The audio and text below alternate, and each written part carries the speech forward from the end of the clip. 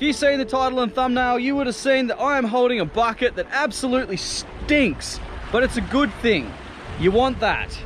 I'll explain why. Today, we're in this beautiful calm protected bay, one of my favorite locations on the south coast.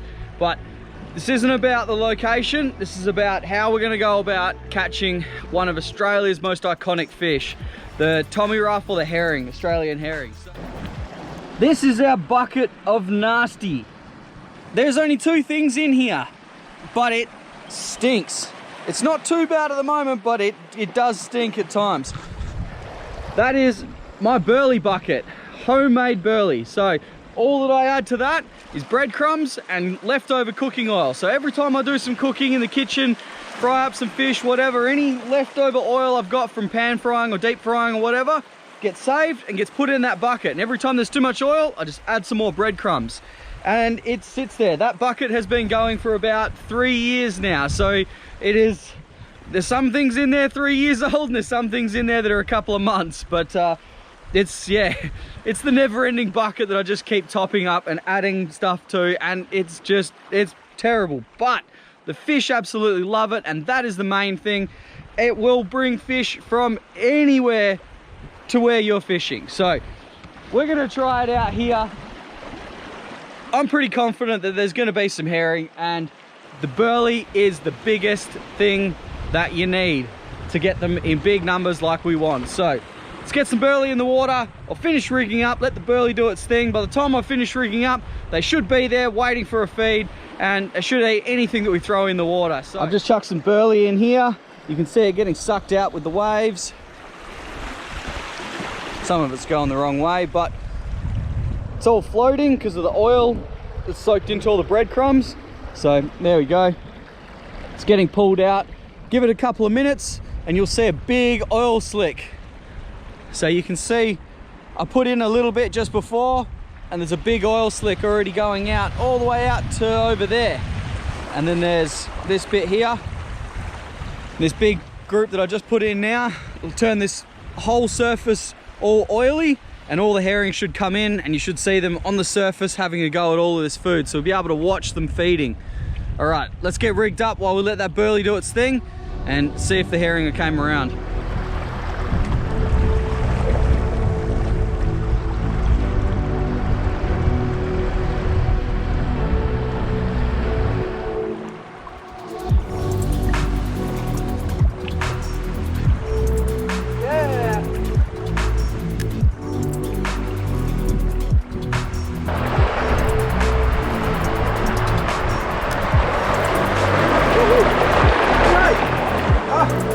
Gone.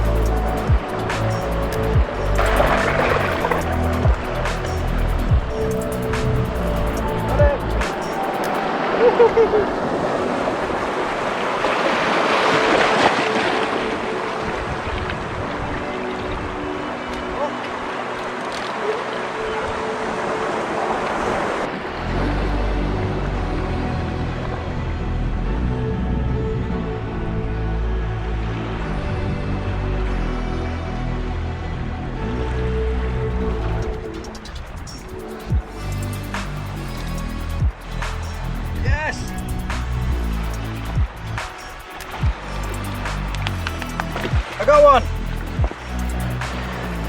After losing about 20 because they're good at jumping and throwing the hooks, we have got one. Beautiful Australian herring. Not a bad size on this one either, but there is heaps of them out there. I'll get the drone up and I'll do some filming so you can see them swimming around and having a go at the burley, because they're coming up and picking it off the surface. And we'll see if we can get a couple of packs of them chasing the lure down. So all I'm throwing is just a little 20 gram metal anything between 5 and 20 grams works really, really well. So we'll keep this one, try and keep a couple more for a little feed, a little cook up, and yeah, we'll get the drone up and see if we can get a heap of them chasing down lures with the drone.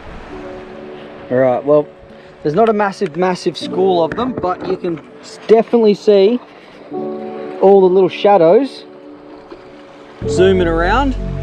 Yep, you see them come up to the surface. There's one up the top.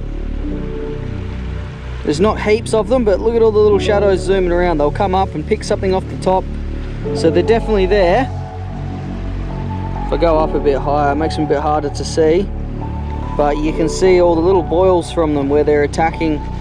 Have a go at some of the burley on the surface.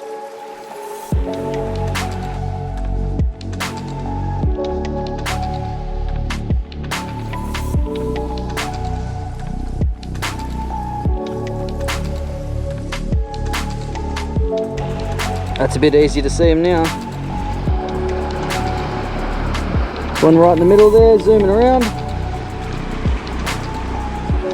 There's a fair few. They're obviously small fish, but they blend in very, very well.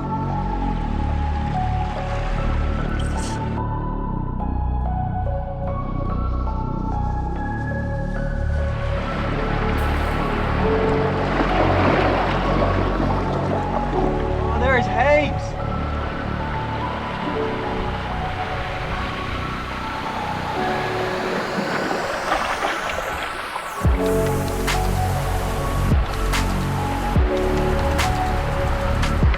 There's another one to keep.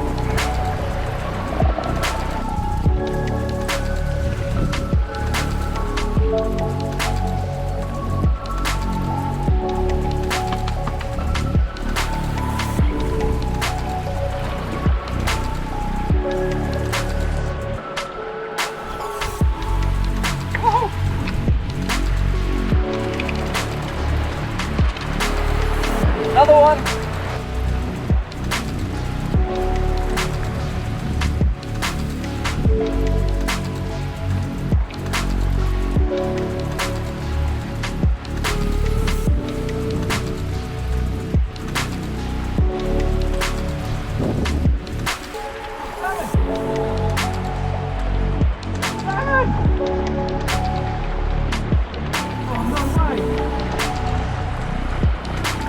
Salmon!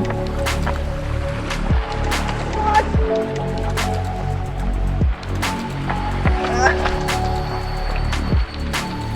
I've got a salmon. I've only got 8 pound leader.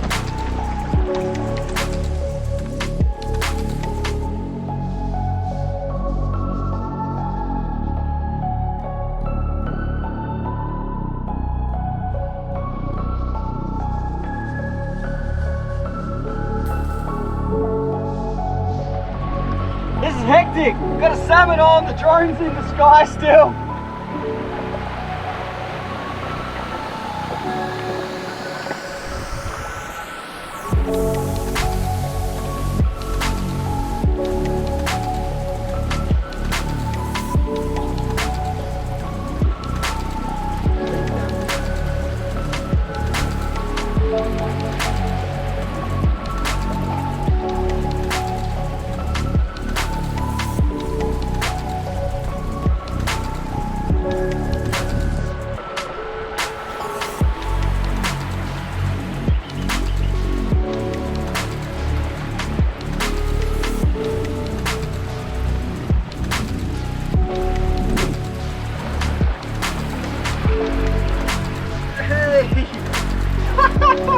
Salmon! Okay, I gotta get this drone out of the sky before it runs out of battery.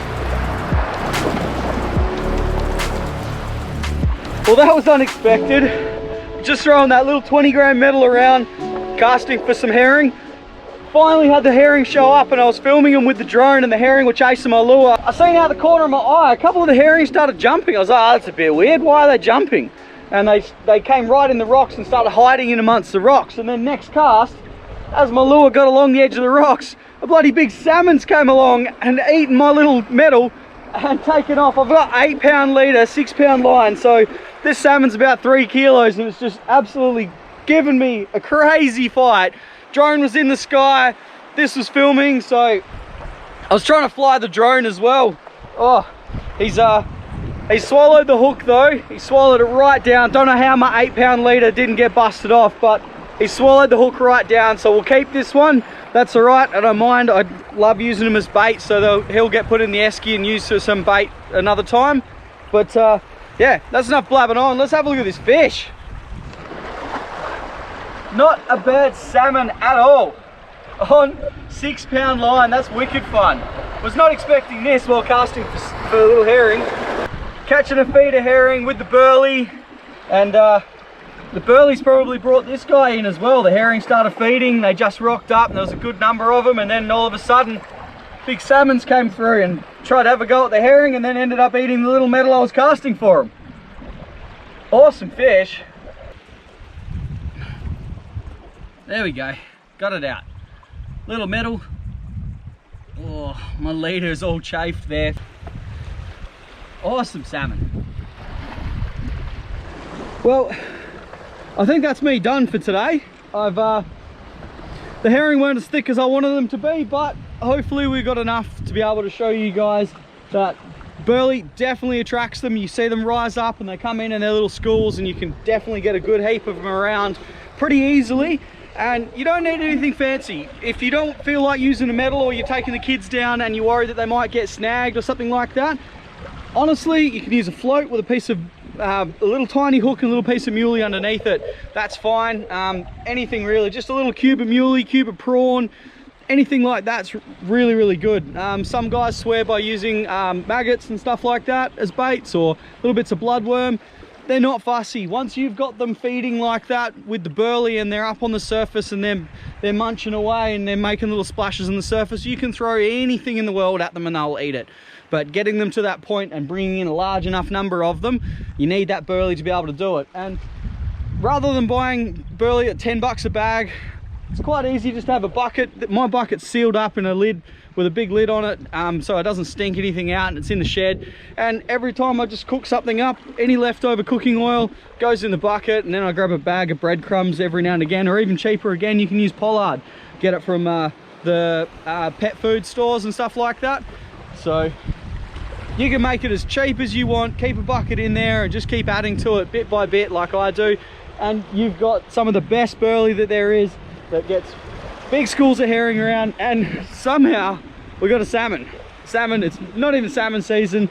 Do get them down here, but normally Easter is prime time for them. We're now in December, so that's really, really early to see one, but not going to complain. And I landed on the 6-pound as well. There we go. We got our 20-gram metal. That's all you need. A little metal, like I said, you can use a float with just a hook. You can even just use an unweighted hook, but 20-gram metal, got ourselves a nice little feed of herring and a big salmon, which I'll keep and use that one for bait because they are really oily. Not the biggest fan of eating them. I know the New Zealanders will say that kahawai are really, really good, but not a fan of eating them. So he'll get turned into some big baits, and these guys, I'm going to cook these up for my lunch, I reckon. And yeah, we're going to head on to our next mission. Thanks for watching. Hopefully that was a bit of an insight into how to get the kids out fishing, get a feed of herring, even if you wanted to do that yourself and you haven't done it like that before. So burley, stink bucket, chuck it in the water and the herring will come. So anywhere along the southern part of Australia is really, really good for them. So, but it doesn't work with just herring. You can get mullet around, you can get whiting, it'll work. Burley works the world over. So if you're not somewhere where you can catch herring, don't worry about it. Get some burley in and you're definitely going to get those bread and butter fish coming in, and you're going to be able to catch yourself a good feed of fish, keep the kids entertained on school holidays. Sweet. Thanks very much for watching, guys. See you on the next one.